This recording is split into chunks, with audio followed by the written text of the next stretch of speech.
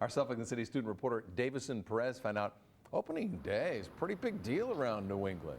Yeah, it's a huge deal. Red Sox opening day is on the horizon, and Red Sox fans are excited to have their team back in the city. Opponents of the Boston 2024 campaign are worried that the campaign is going to lead to a lot of irritation and inconvenience within the city. Daveson Perez, Suffolk U News. Snow removal spending here at the university is much lower than last year. With more than 30 inches of snow on the ground, the cleanup crews here at Suffolk are working to make sure that it stays that way. Snow farms like this one in South Boston are filled with crews trying to get rid of what has become an inconvenience to many. Currently, city officials have spent $35 million on the removal of snow, nearly doubling the $18.5 million they started the year with. At Suffolk University, things are a bit different. Officials say the university's budget has been much more economic than last year's. They say it's because of well-kept removal equipment and the high standards they enforce on their cleanup crew. This crew has done it for a long time. They know what's expected of them. We have high standards. We like sidewalks pretty much bare ground, and they do that. Last year, the cost to remove the snow was $60,000 with less serious snow conditions. Currently, the spending is at $15,000 with a little more than a month to the first day of spring. According to Wallace, the majority of the spending has come from buying salt. Staff members at the university credit the low numbers to resilient infrastructure and constant communication with other departments. Basically what it comes down to is we do have very resilient buildings. We have good facilities, we have a good facilities department, so it's just making sure everybody's thinking about what is their part of the job. Is everything being taken care of, and do they need help from anywhere else? While Boston seems to be in crisis mode financially, officials at the university are confident that they can keep spending as bare ground as its sidewalks.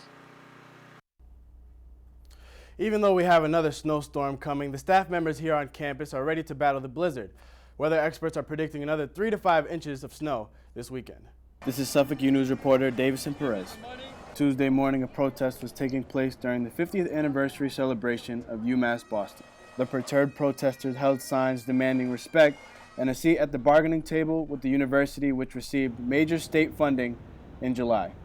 UMass employee Shauna Manning wishes she didn't have to protest. I really wish I didn't have to be here.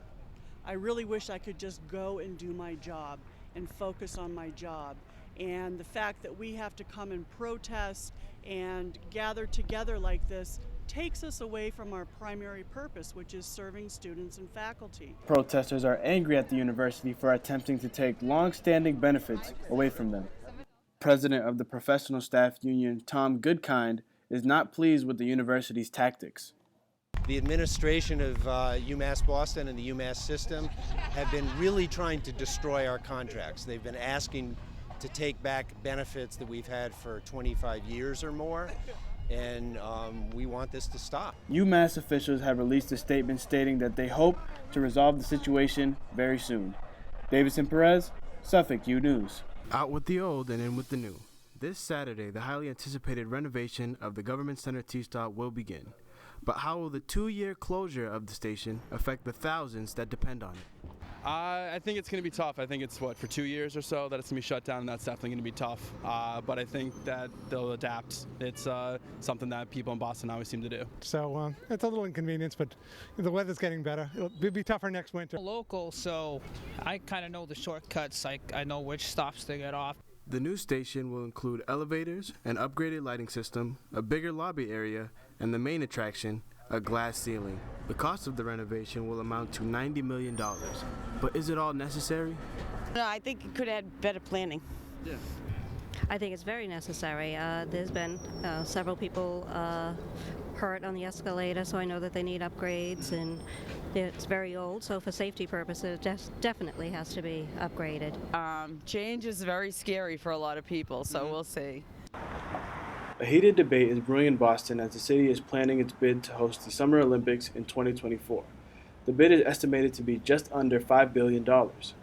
Past Olympics volunteers believe a bit of worldly exposure is just what the city needs.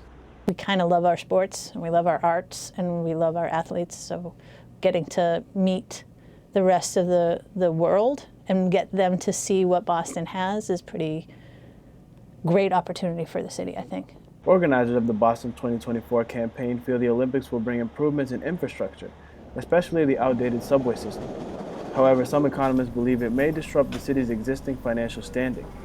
It's not clear that the Olympics would bring in resources that would help us to improve our roads or our subway system. So I'm not quite sure where the net gains are going to come from. Boston plans on taking advantage of the 100 universities in the city to stay within the original budget. By using the stadiums and housing units at the universities, the city can save time and money to let the Boston Olympic Games begin. If we can use the stadiums that exist and the places that exist in the region that we're already rich with, that would be fabulous. Opponents of the Boston 2024 campaign are worried that the campaign is going to lead to a lot of irritation and inconvenience within the city. Daveson Perez, Suffolk U News.